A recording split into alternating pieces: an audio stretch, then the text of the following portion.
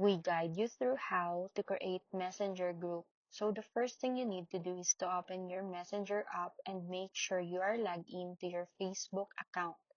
On the main screen, tap the pencil or compose message icon, usually found at the top right corner. Next, select multiple friends from your list by tapping their name. These will be the people included in your group chat. After selecting at least two or more people, tap Create Chat or Next.